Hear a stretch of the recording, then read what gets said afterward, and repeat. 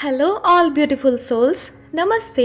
Welcome back to my channel magical life with Megha. I hope कि आप सब लोग ठीक होंगे, खुश होंगे। आज हम बात करेंगे खाटू श्याम जी के बारे में। खाटू श्याम जी जो कि राजस्थान के शेखावटी के सीकर ज़िले में स्थित हैं। खाटू श्याम का यह मंदिर बहुत ही प्राचीन है। यहाँ पर हर साल फागुन माह शुक्ल षष्ठी से 12 तक यह मेला लगता है। श्याम बाबा की महिमा का बखान करने वाले भक्त राजस्थान या भारत में ही नहीं बल्कि दुनिया के कोने कोने में मौजूद हैं। अब चलिए हम जानते हैं कि खाटू श्याम जी कौन थे। ऐसा क्या कारण है कि हमारे जो खाटू श्याम बाबा हैं उनके आगे श्याम नाम जुड़ा, हमारे कन्हैया का नाम जुड़ा। तो ये कहानी बहुत ही इंटरेस्टिंग होने वाली है। तो आइए हम जानते हैं पूरी कहानी। जय श्याम बाबा की।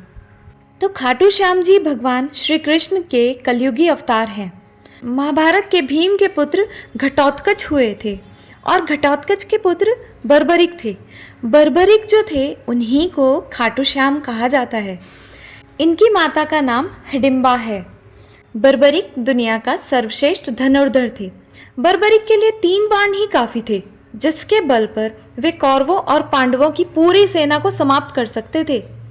युद्ध के मैदान में भीम पौत्र बर्बरिक यानी के भीम के बेटे घटोत्कच के पुत्र बर्बरिक दोनों खेमों के मध्य बिंदु एक पीपल के वृक्ष के नीचे खड़े हो गए और यह घोषणा कर डाली कि मैं उस पक्ष की तरफ लड़ूंगा जो हार रहा होगा। तभी तो हमारे खाटू श्याम बाबा को कहा जाता है हारे का सहारा। तो बर्बरिक की इस घोषणा से कृष्ण जी चिंतित हो गए। भीम के पौत्र बर्बरिक के समक्ष जब अर्जुन तथा भगवान श्री कृष्ण उसकी वीरता का चमत्कार देखने के लिए उपस्थित हुए, तब बर्बरिक ने अपनी वीरता का छोटा सा नमूना मात्र ही दिखाया। कृष्ण ने कहा, यह जो वृक्ष है इसके सारे पत्तों को एक ही तीर से छेद दो, मतलब कि छेद कर दो तो मैं मान जाऊंगा। बर्बरिक ने आज्ञा लेकर तीर को वृक्ष की ओर छोड़ दिया। जब तीर एक एक कर सारे पत्तों को छेदता जा रहा था, उसी दौरान एक पत्ता टूटकर नीचे गिर पड़ा। श्री कृष्ण ने उस पत्ते पर यह सोचकर पैर रख लिया, उसे छुपा लिया कि यह छेद होने से बच जाएगा। लेकिन सभी पत्तों को छेदता हुआ वह तीर कृष्ण जी के पैरों के पास आकर रुक गया। तब बर्बरिक ने कहा कि प्रभु, आपके पैर के नीचे एक पत्ता दबा है, कृपया पैर हटा लीजिए, क्योंकि मैंने तीर को सिर्फ पत्तों को छेदने की आज्ञा दे रखी है, आपके पैर को छेदने की नहीं। उसके इस चमत्कार को देखकर कृष्ण जी बहुत चिंतित हो गए। भगवान श्री कृष्ण यह बात जानते थे कि बर्बरिक प्रतिज्ञावश हारने वाले का साथ देंगे।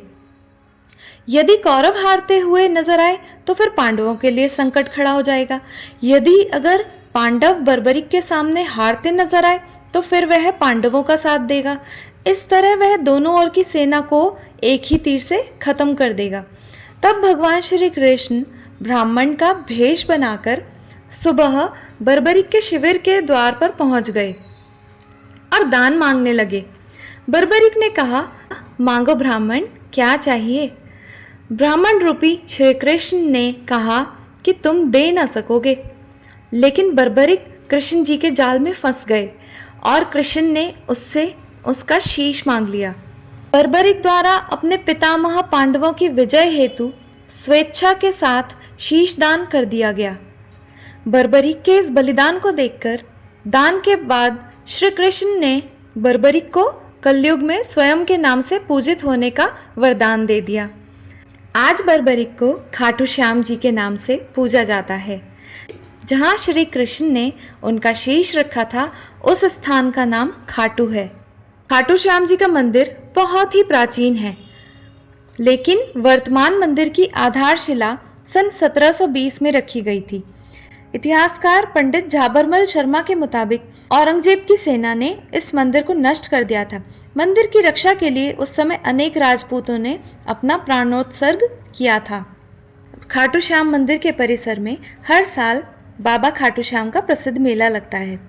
हिंदू मास फागुन माह शुक्ल षष्ठी से 12 तक यह मेला चलता है। 11 के दिन मेले का खास दिन रहता है। बर्बरिक देवी के उपासक थे। देवी के वरदान से उन्हें 3 दिव्य बाण मिले थे जो अपने लक्ष्य को भेद कर वापस उनके पास आ जाते थे। इसकी वजह से बर्बरिक अजय थे। आप जानते हैं, बर्बरिक अपने पिता घटोत्कच से भी ज्यादा शक्तिशाली और मायावी थे। कहते हैं कि जब बर्बरिक से श्री कृष्ण ने शीश मांगा तो बर्बरिक ने रात भर भजन किया और फागुन शुक्ल द्वादशी को स्नान करके पूजा की और अपने हाथों से अपना शीश काटकर श्री कृष्ण को दे दिया।